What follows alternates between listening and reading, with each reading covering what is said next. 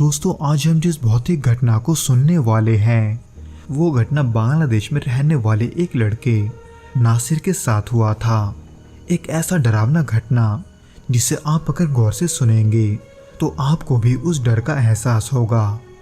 तो चलिए बिना और देरी किए इस घटना को नासिर के पॉइंट ऑफ व्यू से सुनते हैं। भौतिक घटना।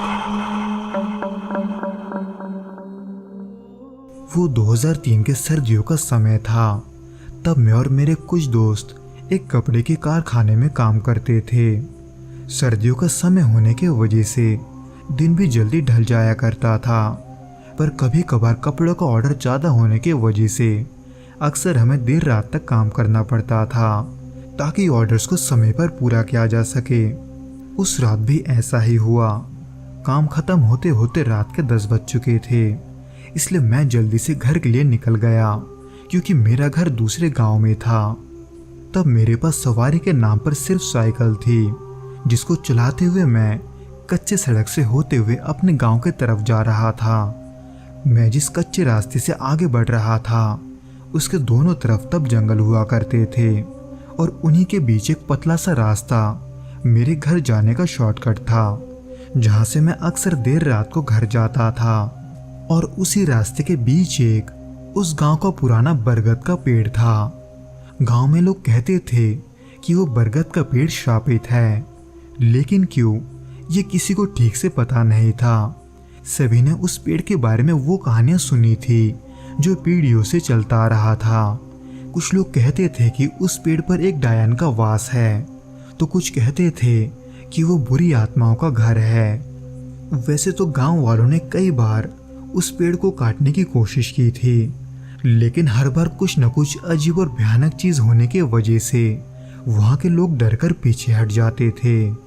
हालांकि मैं वहां से कई बार आना जाना कर चुका था, लेकिन आज तक मेरे साथ ऐसा कुछ नहीं हुआ था जिससे कि मुझे ये लगे कि वो पेड़ वाकई में भूतिया है।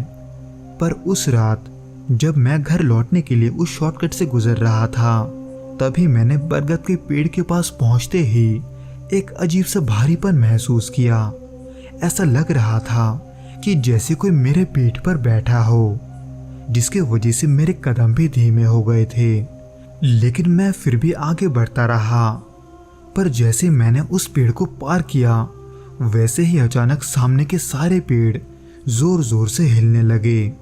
वो मंजर ऐसा था जैसे सभी पेड़ अभी टूटकर गिर जाएंगे। उस समय हवा का एक भी झोंका नहीं था, पर फिर भी पेड़ों की चरचर की आवाजें इतनी डरावनी थी कि मेरे रोंगटे खड़े हो गए थे। उसी वक्त ना जाने क्यों मुझे ये महसूस हो रहा था कि कोई मेरे पास खड़े होकर मुझे देख रहा है।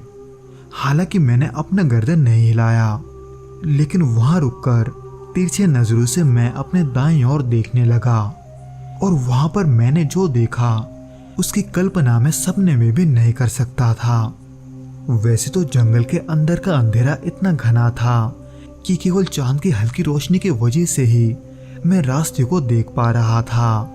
और उसी रोशनी के नीचे मैंने देखा कि मेरे दाएं तरफ एक इंसान जैसा परछाई है, लेकिन वो सामान्य इंसान से कहीं लंबा था। यानी कि वो परछाई किसी इंसान की तरह दिख तो रही थी, लेकिन उसकी ऊंचाई इतनी ज्यादा थी कि वो पेड़ों के डालों तक पहुंच रही थी। उसको देखकर मैं इतना डर गया था कि मेरा शरीर पल भर में ही ठंडा पड़ के सुन पड़ चुका था। मैं तब ये नहीं समझ पा रहा था कि मुझे क्या करना चाहिए, वहां से भागूं कि वहीं बेहोश होकर गिर जाऊं। वो रास्ता इतना पतला था कि मैं उसमें साइकिल चलाकर भी भाग नहीं सकता था, तो ऐसे में क्या भागना सही रहेगा, ये सभी चीजें तब मेरे दिमाग में दौड़ रहे थे। ये सुनने में बड़ा ही अजीब लगेगा, लेकिन उस ठंड में भी डर के मारे मुझे पसीने आने लगे थे। इसलिए जो भी होगा देखा जाएगा ये सोचकर मैंने वहीं अपने साइकिल को छोड़कर वहां से सीधा भागना शुरू कर दिया। हालांकि मुझे अपना शरीर अब भी भारी लग रहा था। पीछे मुड़कर देखा तो वो साया अब भी वही था, इसलिए मैं भी नहीं रुका। और गिरते पड़ते हो या फिर जैसे भी हो, मैं तब तक नहीं रुका जब तक कि मैंने उस जंगल को पार नहीं किया। जब मैं जंगल को पार करके रुका तब मेरा शरीर पूरा पसीने से भीगा हुआ था और मैं डर से कांप रहा था। वैसे तो उसके बाद मैं अपने घर तो चला गया, पर वो जो भारीपन था न जाने क्यों वो अब भी मुझे महसूस हो रहा था।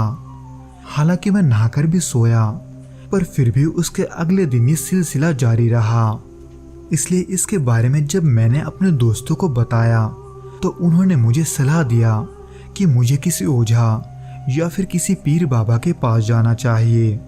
हालांकि मुझे इन सब पर उतना यकीन तो नहीं था, पर पिछले रात की चीज़ों को अनुभव करने के बाद मैं दोस्तों के बातों को मानकर एक पीर बाबा के पास गया, जिन्होंने किसी तरह का विधि करके मुझे मंत्रों से बंधा हुआ एक तावीज़ दिया, जिसको मैं आज भी पहनता हूँ।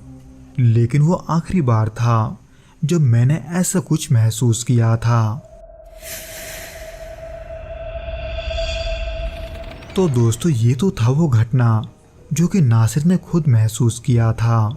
उम्मीद करता हूँ कि आपको ये पसंद आया होगा, और अगर आया हो तो प्लीज़ इस वीडियो को लाइक करके अपने दोस्तों के साथ शेयर करना मत भूलना, और उसके साथ ही साथ सब्सक्राइब बटन को दबाकर बेल आइकन को भी दबा देना, ताकि हमारे आने वाले वीडियोस आप तक जल्द से जल्द पहुंच सके।